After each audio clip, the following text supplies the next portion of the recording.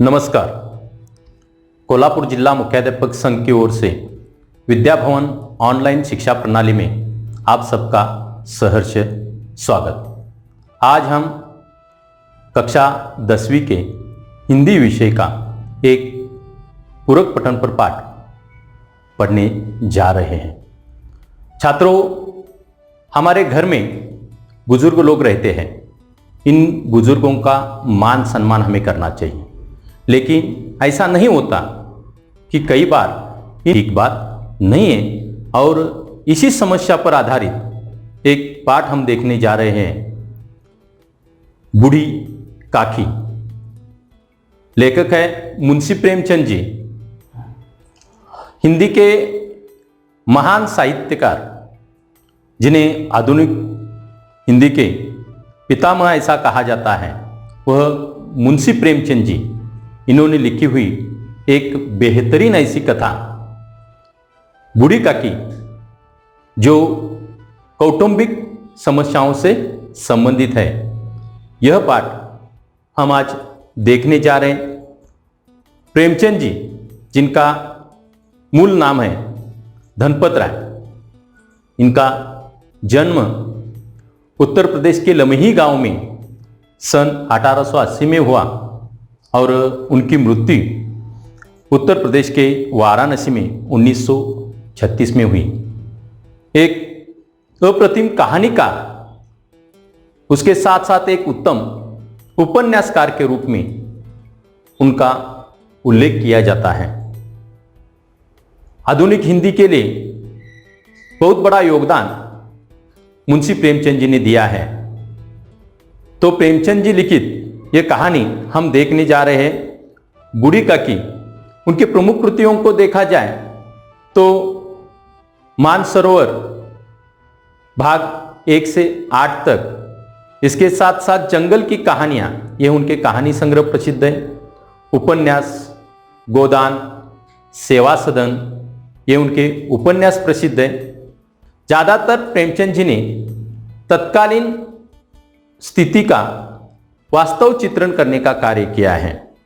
इसमें उन्होंने ज़्यादातर शोषित किसान, मजदूर, स्त्रियां, इनका और उनकी समस्याओं का बहुत ही सुंदर ढंग से चित्रण किया है। तो इस तरह बुजुर्ग लोगों से संबंधित यह पाठ हम देखने जा रहे हैं, बूढ़ी काकी। बूढ़ी काकी, इस पाठ में जो पात्र हैं, इन पात्रों का मैं परिचय कराता हूं आप लोगों से कि महत्वपूर्ण यहाँ का पात्र है बूढ़ी काकी। एक बुढ़िया है, उनका भतीजा है बुद्धिराम। इस बुद्धिराम की पत्नी रूपा, उनके 3 बच्चे हैं। बड़ा बेटा है मुखराम, मझला बेटा है और एक छोटी बेटी है जिसे लाडली कहा जाता है। तो इस मुखराम, बुद्धिराम, रूपा, लाडली और बूढ़ी काकी के परिवार से संबंधित यह पाठ हम देखने जा रहे हैं। मूलतः आप सबको मालूम है कि बुढ़ापा बचपन का पुनरागमन ऐसा कहा जाता है, लेकिन बचपन का पुनरागमन कहते समय बचपन में और बुढ़ापे में फर्क है। बचपन हमारे उभरते जीवन का एक रूप होता है और बुढ़ापा हमारे अस्त का एक रूप होता है। बचपन हमारे घर वालों के सहारे की लाठी के रूप में हमारा सार संभाल किया जाता है, तो बुढ़ापे में हमारा कोई उपयोग नहीं होता, इसलिए हमारी तरफ दुर्लक्ष किया जाता है।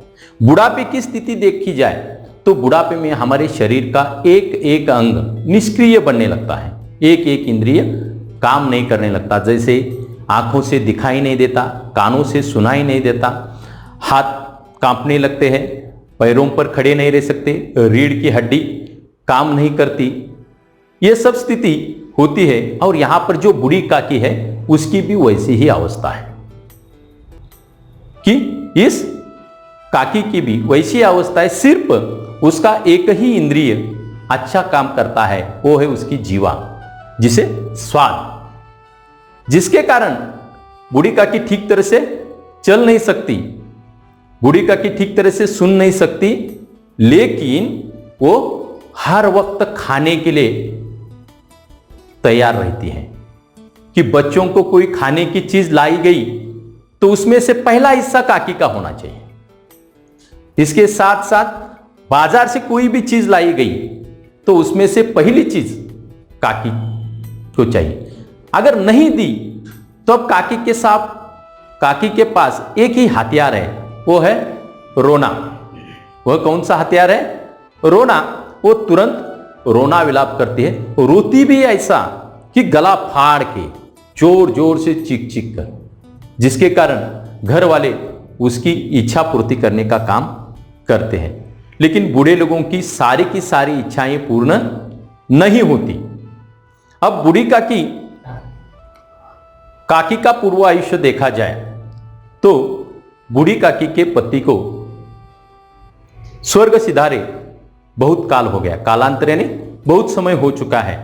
इसके साथ साथ काकी के बेटे भी थे, लेकिन आइन जवानी में उनकी भी मौत हो गई।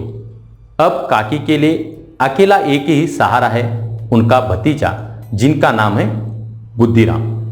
और काकी का सार संभाल करने का पूरा जिम्मा इस बुद्धिराम ने ले लिया है।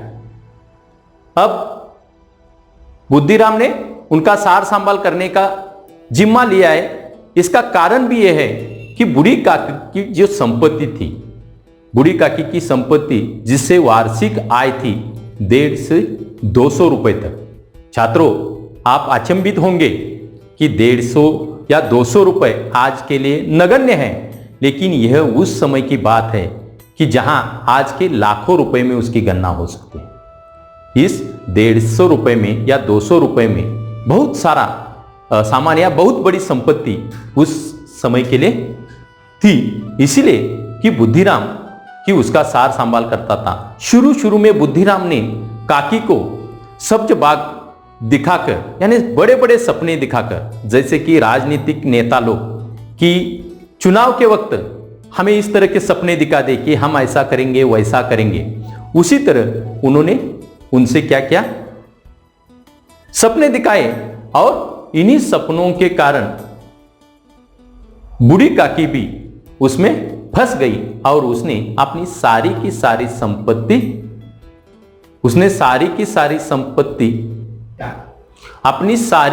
संपत्ति उन्होंने अपने भतीजे बुद्धिराम के नाम कर दी। शुरू में तो बुद्धिराम ने उन्हें ठीक तरह से सार संभाल किया, लेकिन संपत्ति हाथ आने के बाद धीरे धीरे काकी के खाने के लाले पड़ने लगे। उनकी अर्धांगिनी रूपा ये भी ज्यादातर काकी की तरफ दुर्लक्ष्य करने का काम करती थी। अब रूपा और बुद्धिराम ये दोनों उसे उपेक्षित रखने के कारण होता क्या था कि बच्चों को मालूम था कि ये अगर काकी को नहीं देखते हम काकी को कुछ भी कर सकते, इसीलिए बच्चे उसे चिढ़ाने का, उस पर हंसने का, उस पर कुल्ली करने का कार्य करते थे। कभी कभी तंग आकर काकी उन्हें गाली गलौज देने का कार्य करती थी, लेकिन सामने रूपा को देखकर चुप बैठती थी, क्योंकि रूपा के सामने अगर बच्चों को कुछ कहा जाए तो रूपा चुप नहीं बैठेगी, इसीलिए वो सहने का काम करती थी। अब ये जो परिवार है, इस परिवार को देखा जाए तो इस परिवार में एक बूढ़ी काकी है, इसके साथ साथ उसका भतीजा, उनकी पत्नी रूपा, 2 बच्चे और एक लड़की, यानी इस तरह का एक परिवार हमें दिखाई देता है। और अब हो गया क्या कि बच्चे भी उसे तंग करने लगे। इसी पूरे परिवार में बूढ़ी काकी को किस पर लोभ था, तो वो थी लाडली, यानी बुद्धिराम की छोटी बेटी। और ज्यादातर ये लाडली क्या करती थी, अपने भाइयों से बचने के लिए इस काकी के पास आकर बैठती थी। इस तरह एक ही कोठरी में अपना गुजारा करने का काम बूढ़ी काकी का चल रहा था। ये कई बार उन्हें डांटने का काम करते थे, एक आध चीज मांगी जाए तो उसे डांटते थे, फटकारते थे और उसे चुप बिठाने का काम कर रहे थे। दिन गुजर गए। अब उनके घर में उनका बड़ा बेटा मुखराम का तिलक आ गया था। अब तिलक विधि, जैसे कि हमारे यहाँ पर मौजी बंधन का जो कार्यक्रम होता है, यानी एक शुभ कार्य कहा जाता है जिसके किए बिना आगे शादी वादी का कार्यक्रम नहीं किया जाता, और मुकराम का तिलक निश्चित किया गया। अब मुकराम का तिलक निश्चित हो गया उस शाम को कि इनके घर को सजाया गया। इसके साथ साथ उनके द्वार पर शहनाई बजने लगी। गांव के सारे बच्चे बड़े उत्सुकता के साथ वहां आकर ये सब देख रहे थे। घर में खुशियों का माहौल था। अंदर औरतें गाना गा रहे थे। अड़ोस पड़ोस के लोग उनके घर में आए हुए थे। कई मेहमान भी आकर वहां पर चारपाई पर विराजमान हो गए थे। उनके खाने का प्रबंध बहुत ही बढ़िया ढंग से किया जा रहा था, और इन सारे माहौल में ये काकी अपने कोठरी में बंद थी। कि भोजन के प्रबंध में देखा जाए तो पूरी कचौड़ियों की व्यवस्था की गई थी। उसके साथ साथ साग तरकारी बनाई जा रही थी, और शुद्ध घी से ये सब पकवान बनाए जा रहे थे। ये सब देखने के बाद कि सारे मेहमान खुश थे। अकेली रूपा भागदौड़ करते हुए इन सारे लोगों की इच्छाएं पूरा करने का काम कर रहे थे। जैसे कि तिलक विधि में कुछ कम हो गया तो उन्हें लेकर जाना। महाराज वहां से कहते थे कि ठंडाई लाओ। ठंडाई का मतलब है छाछ, या जिसे मट्ठा कहते हैं हम, तो वो देने का काम करती थी। और कुछ चीजें चाहिए तो अकेली औरत क्या क्या करेगी, इसलिए वो अकेले ही भागदौड़ कर रही थी। उसे सांस लेने के लिए भी फुर्सत नहीं थी। लेकिन अब वो किसी पर क्रोध नहीं जता सकती थी, क्योंकि घर में एक मंगल कार्य चल रहा है। वह कभी भटार खाने की तरफ जाती, कभी भंडार में जाती, कभी और कुछ चीजें चाहिए तो लाकर उन्हें देने का काम करती थी। इस समय की जो मसालेदार तरकारी बन गई थी उसकी एक सुंदर ऐसी सुगंध वहां पर निकलने, जिससे सारे लोगों के पेट में भूख लगने लगी। और इसी की वजह से कि इस सुंदर ऐसे खुशबू से कि ये बूढ़ी काकी भी प्रफुल्लित हो गई, कि वो सोचने लगी कि अरे कितनी सुंदर खुशबू आ रही है, कि अब यहां पर खाना वगैरह बनाया गया है, अब पूड़ियां बनाई जा रही है, कितने दिनों के बाद मुझे भरपेट खाने को मिलेगा। लेकिन यहां बैठने से कुछ फायदा नहीं है। उस सुगंध के कारण उसकी भूख और बढ़ गई। आप लोगों को भी मालूम है, किसी होटल के सामने से जब हम गुजरते हैं तो होटल में कई चीजें बनाई जाती है, भजिया वगैरह, पकोड़े वगैरह, तो उसकी एक सुगंध होती है। ये सुगंध हमारे पेट में भूख निर्माण करने का काम करती है। और उसी तरह की काकी को भी लगने लगा कि अरे ये लोग भूल जाएंगे, मुझे जाकर खाना चाहिए। इसीलिए अपने हाथों के बल पर रेंगते हुए वह अपने कोठरी से बाहर आ गई और सीधा जहां पर खाना पकाया जा रहा था वहां जाकर बैठ गई। और वहां जाकर छात्रों की घर में एक आध फूल लाकर उसकी खुशबू सूंघना, और वाटिका में जाकर उसकी खुशबू लेना, इसमें फर्क है। तो दादी, वो जो बुढ़िया है, वो सीधा उस खाने की कढ़ाई के पास जाकर बैठ गई। किसी कारण रूपा वहां आ गई और रूपा ने काकी को वहां पर देखा, और काकी को देखने के बाद उसका गुस्सा बढ़ गया। वो आग बबूला हो गई कि ये बुढ़िया यहां क्या कर रही है, और वहां जाकर उसने उस पर क्रोध जताया। उस समय किसी बात का सोच विचार नहीं किया। यहां मेहमान हैं, लोग हैं, किसी बात की तरफ ध्यान न देते हुए उसने कहा कि ये बुढ़िया, तुम्हारी समझ में नहीं आता, अरे अभी तक मेहमानों ने नहीं खाया, भगवान को भोग नहीं चढ़ाया, और तू सीधा खाने के लिए आ गई। क्या तुमने आज तक कुछ खाया नहीं? क्या हमने आप लोगों को भूखा रखा है? चल जा अपने कोठरी में। ऐसा कहते हुए सारा का सारा क्रोध उस पर जताया और उसे दोनों हाथों से उठाकर उसके कोठरी में भेज दिया। सारे मेहमान देख रहे थे, लेकिन क्रोध के मारे रूपा ये सब भूल गई थी। जब कोठरी में बूढ़ी गई तो काकी सोचने लगी, गलती मेरी है, मुझे ऐसा नहीं करना चाहिए था। अभी तक मेहमानों ने नहीं खाया, कुछ लोगों ने नहीं खाया, ये तो बात ठीक है, लेकिन मैंने सबसे बड़ी गलती कौन सी की? तो मैंने जल्दबाजी की। कौन सी जल्दबाजी की? तो मैंने अपनी संपत्ति इनके नाम करने के लिए जल्दबाजी की। ऐसा कहा जाता है, अब पछताए होत क्या, जब चिड़िया चुग गई खेत। अब पछताने से कुछ फायदा नहीं था, फिर भी वो चुप बैठ गई। अब समय निकालने के लिए वो मन ही मन में गाना गुनगुना लगी। कुछ समय तक उसने कुछ गाने गुनगुनाए। अब यहाँ पर कि एक उत्सव का माहौल था, सारे घर भर में खुशियां ही खुशियां चल रही थी। रूपा के पास समय नहीं था, फिर भी दौड़ दौड़ कर वो सारे मेहमानों का स्वागत करना, उनकी पूछताछ करना, उनको भोजन के लिए व्यवस्था करना, यह सब बातें चल रही थी। बुद्धिराम भी उनके लिए पुड़ियाँ वगैरह लाने का काम कर रहा था। लोग खाना खा रहे थे, इस तरह की पूरी व्यवस्था की गई थी। और बहुत समय तक किसी ने मुझे नहीं बुलाया। अब तो ऐसा लगता है सब खाना लोग खाकर चले गए हैं, अब मुझे कौन खाने को बुलाएगा? रूपा कहेगी ये तो घर वाली है, इसे बुलाने का क्या? अब चुप बैठने से कुछ फायदा नहीं कि चलो हम ही चले जाते। ऐसा कहकर वो फिर घर से अपने कोठरी से बाहर चली गई और बाहर जाकर उसने देखा अभी भी कुछ मेहमान बाकी थे। वो बाहर जैसे कि आ गई कि मेहमानों ने उसे देखा और कहने लगे, अरे ये देखो ये बुढ़िया, ये कहां से आ गई? अरे ये बुढ़िया कौन है? इसे छुओ मत, चलो इसे निकाल दो। ऐसा कहकर उसका दुस्वास करने लगे। ये बात बुद्धिराम ने सुनी। बुद्धिराम पूरियां परोसने के लिए ले रहा था, वही थाली वहां पर रख दी और सीधा अपने काकी के पास चला गया और उसे कहा कि तुम बाहर क्यों आ गई? क्या काम है तुम्हारा यहां पर? चलो अपने कोठड़ी में बैठ जाओ।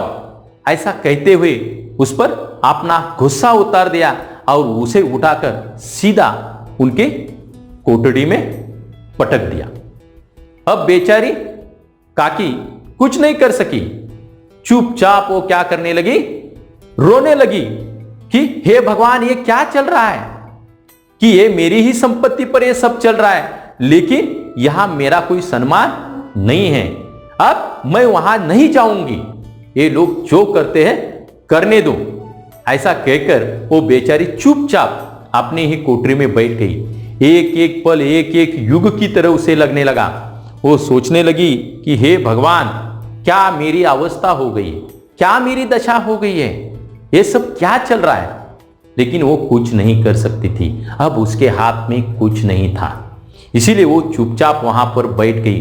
धीरे धीरे समय गुजरता गया। रात के 11 बजे मेहमान तो खाकर कब के चले गए थे, इसके साथ साथ घर वाले भी खाकर सो गए। और रूपा अपनी लाडली को लेकर कि चारपाई पर सो गई। दिन भर की थकान के कारण उसकी आग लग गई, वो तो सो गई। लेकिन काकी की लाडली जो थी बुढ़िया, इस बुढ़िया की जो लाडली थी, उसने अपने हिस्से की पुड़िया नहीं खाई थी। उसने उन पुड़ियों को एक गुल्लक में रखा था कि वह, क्योंकि ये लाडली ही थी, उसे मालूम था कि सुबह ही इन घर वालों ने हमारे बुढ़िया को बहुत तंग किया, ये ठीक बात नहीं है। लेकिन वो कुछ नहीं कह सकती थी क्योंकि माँ के सामने उसका कुछ नहीं चलता था। इसीलिए वो चाहती थी कि एक बार माँ सो जाए, फिर माँ के सोने के बाद ये पुड़ियाँ काकी को दे दूंगी। और रूपा को जैसे कि नींद लग गई कि धीरे से लाडली वहां से उठकर कि काकी के कोठरी की तरफ चली गई। उसने काकी को आवाज दी कि काकी काकी। लाडली की आवाज तुरंत सुनकर काकी ने उसे अंदर लिया। अंदर जाने के बाद कि लाडली ने काकी के सामने वो गुल्लक खोली और कहा कि देखो, मैं तुम्हारे लिए पुड़िया लेकर आई हूं, ये ले लो, ये पुड़िया खाओ। उन्होंने पूछा, क्या रूपा ने दी है ये पुड़िया? तो नहीं नहीं, मैंने मेरे हिस्से की पुड़िया लाई है, ये लो तुम खा लो। तुम्हें पुड़िया बहुत पसंद है ना? हाँ बेटी, मुझे पुड़िया बहुत अच्छी लगती है। और ऐसा कहते हुए झट झट से, जैसे कि मुंह मारते हुए उसने झट झट उसमें से जो 2-4 पुड़ियां थी खा ली। कुछ समय में ही वो गुल्लक खाली हो गई। तब उसने कहा, बेटी अपनी मां से कहकर और कुछ पुड़ियां ला सकती हो? तो उसने कहा, नहीं नहीं, मैं मां के पास नहीं जाऊंगी, वो तो सो रही है। अगर मैंने उसे उठाया तो मुझ पर क्रोध जताएगी, मुझे पीटेगी, मैं नहीं जाऊंगी। अब बात यह है कि थोड़ी सी वर्षा के कारण ठंडक मिलने के बजाय जैसे गर्मी बढ़ती है, उसी तरह बुढ़िया के पेट में 2-4 पुड़ियां जाने से उसकी भूख और बढ़ गई। उसे खाने के सिवा कुछ नहीं सूझ रहा था। अब उसके दिमाग में अच्छा बुरा किसी बात के बारे में सोच नहीं। अब उसने लाडली से कहा, बेटी अब एक काम करो, जहां पर मेहमान खाने के लिए बैठे थे उस जगह पर मुझे लेकर चलो। लाडली को इस बात से कुछ परिचय नहीं था कि बुढ़िया क्या कहना चाहती है या काकी क्या कहना चाहती है। उसने कहा, ठीक है काकी, चलो मैं तुम्हें वहां लेकर जाती हूं। और ऐसा करते हुए वो उसे वहां पर लेकर गई जहां पर मेहमानों ने खाना खाया था और उनके जूठे पत्तल वहां पर रखे हुए थे। उन पत्तलों का ढेर लगा हुआ था। ये ढेर देखकर कि बूढ़ी काकी उस पर टूट पड़ी। उसमें से जो कुछ छूटे हुए पूरियों के टुकड़े थे, कुछ कचौड़ी थी, तरकारी थी, ये सब कि वो क्या करने लगी, झट झट से खाने लगी। बेचारी लाडली देखते ही रह गई कि ये काकी क्या कर रही है। लेकिन काकी के पेट में इस तरह भूख लगी थी कि जब तक उसका पेट नहीं भरता तब तक वो कुछ अच्छा बुरा नहीं जानती थी। अब इसी दरमियान क्या हो गया कि रूपा की नींद टूट गई और उसने अपने पास में अपनी लाडली को टटोला। लाडली पास नहीं है देखकर उसे लगा कि वो चारपाई से नीचे गिर गई होगी, इसलिए इधर उधर देखा लेकिन लाडली नहीं थी। तो वहां से उठकर वो बाहर आ गई और उसने जो दृश्य देखा, उस दृश्य को देखने के बाद वो लज्जित हो गई, शर्मिंदा हो गई कि वो अपने आप को कोसने लगी, क्योंकि सामने पत्तलों के ढेर के पास लाडली खड़ी थी और उसी के पास ये बुढ़िया, ये काकी, जिसके संपत्ति पर हमने इतना बड़ा समारोह किया था, जिससे उसने हजारों रुपए कमाए थे, वही बुढ़िया आज क्या कर रही थी कि झूठा खाना खाने का कार्य कर रही थी। और यह दृश्य देखकर रूपा के बदन पर कांटे खड़े हो गए, रोंगटे खड़े हो गए कि वो सोचने लगी कि मैंने कितना बड़ा अधर्म किया। अरे जिसके बल पर ये नाम इज्जत हमने कमाई, वही काकी आज क्या करे, जुटन खा रही है। ये ठीक नहीं है। वो अपने परमेश्वर की तरफ हाथ करती है और कहते हैं कि हे भगवान, मुझे माफ कर दो, मेरे बच्चों को माफ कर दो, मैंने बहुत बड़ी गलती की है। ये मुझे नहीं करना चाहिए था कि जिसके संपत्ति से हम ये सब कर रहे हैं, हजारों रुपए खर्च कर रहे हैं, कि वही बेचारी बुढ़िया यहां पर जूठन खा रही है, उसका हम सम्मान नहीं कर पाए। हे भगवान, हमें माफ कर दो कि आज के बाद ऐसा नहीं होगा। और ऐसा कहते हुए वह तुरंत भंडार घर में चली गई और भंडार घर में जाकर उसने कि ताजी ताजी पूड़ियाँ, कचौड़ी, तरकारी, मिठाई, इसका एक थाल बनाया, उसमें उस थाली में परोसा और वो लेकर आई कि वहाँ से उस काकी को उठाकर एक अच्छी जगह पर बिठाया और उसे कहा कि हमें माफ कर दो, हमसे गलती हो गई, हमें माफ कर दो, हमसे गलती हो गई। इस तरह का तुम पर अन्याय हमें नहीं करना चाहिए था, कि कृपया माफ करके ये अच्छा खाना खाओ। दादी ने भी, ये बूढ़ी काकी ने भी उसे माफ कर दिया और ये जो उन्होंने ताजा पूड़ी कचौड़ियों का खाना लाया था वह झट झट से कि भरपेट खाने लगी। ये ताजी ताजी पूड़ियाँ, कचौड़ी सुंदर ऐसे भोग देखकर उसे भी बहुत खुश लगा। जैसे छोटे बच्चों की बात होती है कि छोटे बच्चों को हम कई बार मारते हैं, डांटते हैं, लेकिन जब उन्हें कुछ मिठाई वगैरह देते हैं तो बच्चे वो सब भूल जाते हैं। बूढ़ों के बारे में भी वैसे ही अवस्था है कि बूढ़ी काकी ने भी जो घटित हुआ उसे छोड़ दिया और वो जो सामने खाना आया था कि मन पसंद प्रसन्न होकर उन्होंने क्या किया, ये खाना वहां बैठकर खाया और उसे खाते देखकर रूपा तो खुश हो ही गई, लेकिन उससे ज्यादा खुशी हो गई लाडली को कि पूरे घर में जिसको काकी के बदौलत स्नेह था वो अकेली लाडली थी, उसे भी बहुत खुशी लगी। और बुद्धिराम भी वहां आ गए और उन्होंने कि काकी से माफी मांगी, कहा कि आज के बाद इस तरह से कोई हरकत नहीं होगी कि हम सब मिलकर खुशियों से रहेंगे। इस तरह बूढ़ी काकी इस पाठ के माध्यम से हमें लेखक प्रेमचंद जी ने क्या संदेश दिया है। तो हमारे घर में जो बुजुर्ग लोग होते हैं, हमारे घर में जो बुजुर्ग लोग होते हैं, इन बुजुर्गों का हमें सम्मान करना चाहिए। इन बुजुर्गों का हमें सम्मान करना चाहिए। कई बार इन बुजुर्गों के साथ हमारे विचार नहीं मिलते जुलते, लेकिन कुछ समय के लिए उनकी तरफ से हमें सोचना चाहिए और उनके विचारों के साथ रहना चाहिए। यही बात कहिए, हमारे माता पिता है, दादा दादी है, नाना नानी है, ये सब उनका हमें सम्मान करना चाहिए। यही बात यहाँ पर उन्होंने बताई है।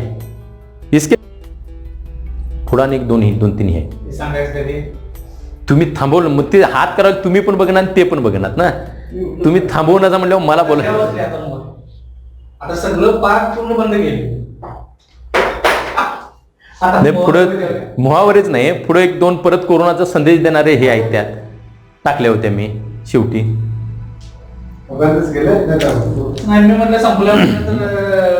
नाही अजून त्यात पुढे एक दोन तीन हे चांगल्या बनवलेले